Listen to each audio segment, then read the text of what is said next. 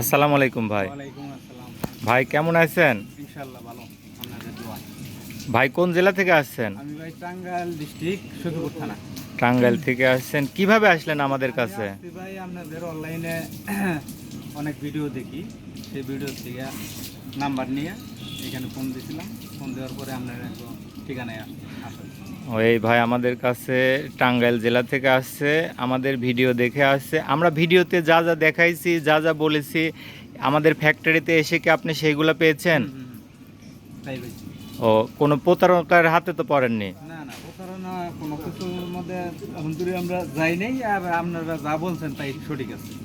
তো এই ভাই আমাদের কাছে আসছিল একটা 13 সাইজের ভালো হ্যামার লাগছে, মেশিন। এই হিসেবে আমি আসছিলাম দেখতে। হুম। ভালো উনি লাগলো, এই হিসেবে একটা।